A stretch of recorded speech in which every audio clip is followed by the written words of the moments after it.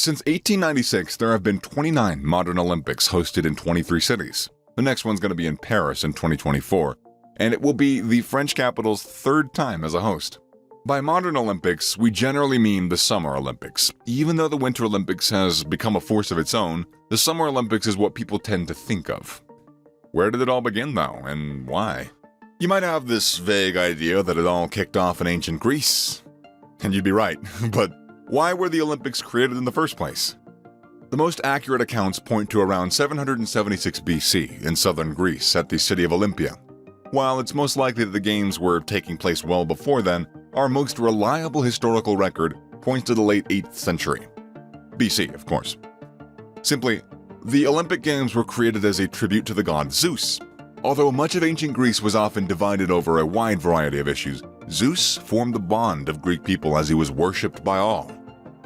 Every 4 years, from early August to mid-September, people would flock to the religious festival in Olympia and marvel at the athletes and competitions on show.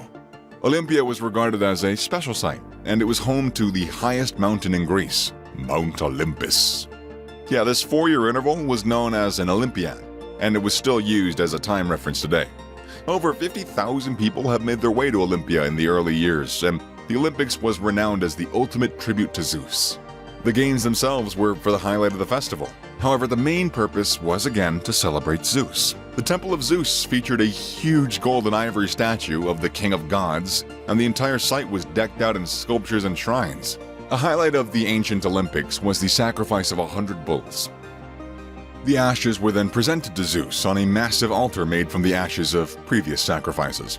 Over time, this altar grew to over 6 meters in height. Before the games took place, messengers were sent out throughout Greece to proclaim a treaty of peace. This meant that any feuds or disputes were to be put on hold in order for all Greeks to be able to come together at Olympia. To compete in the games was a magnificent honor. Victorious athletes were the pride of their cities, and competitors came from all over the Greek Empire. These victors were awarded a wreath of olive leaves, the significance of this being twofold. Such wreaths were designed to last for a long time in order to preserve the memory of victory, and the olive was also sacred to Zeus. So to be awarded such a wreath was as good as it got for an ancient athlete. Athletes came from all over the Greek world too, including Turkey and Spain, Egypt, and Russia.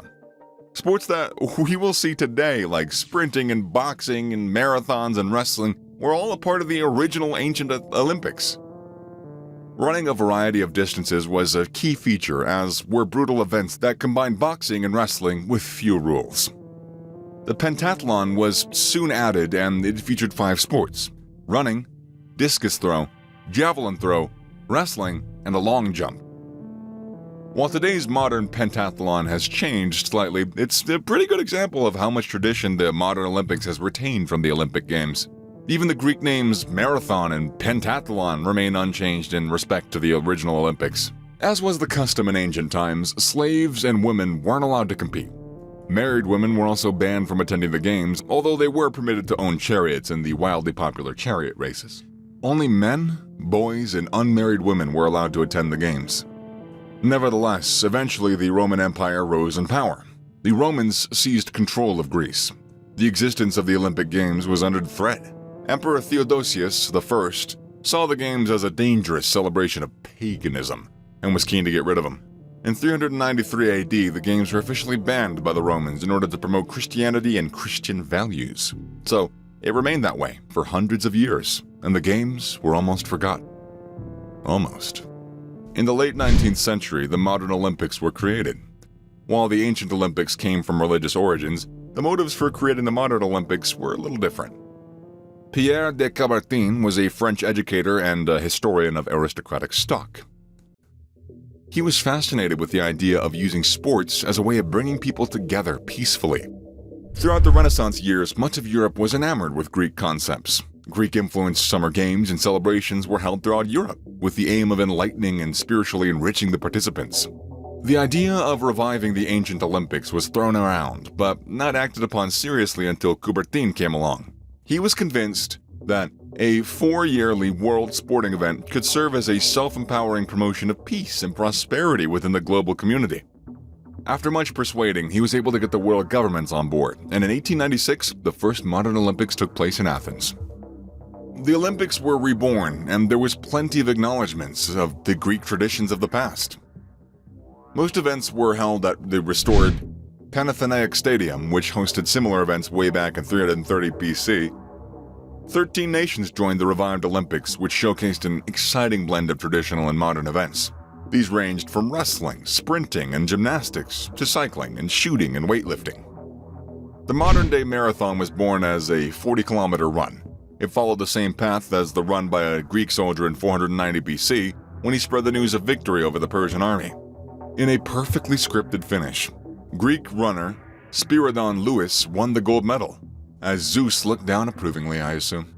Pierre de Coubertin was passionately committed to the cause and established the International Olympic Committee, or the IOC, which still presides over the Olympics today.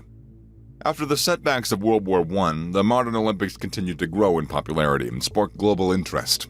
The huge success of the 1924 Paris Olympics saw that there was a huge, massive international interest in countries coming together to compete in sport. 44 countries and over 3,000 athletes attending, including more than 100 women, which was pretty significant for the time. The Winter Olympics were also added to the Olympic schedule, and the international competition status as truly elite of an event was confirmed. Above all, the Olympic ethos was to embrace not so much the victory, but the contest and the participation. The Olympic rings were introduced, representing the interaction of the 5 continents. In 2004, the Olympics returned to where it all began, in Greece. Greek history, culture, and traditions were honored throughout the 2004 Games. The official mascots were inspired by the Greek gods Athena and Apollo, and people flocked from all over the world to be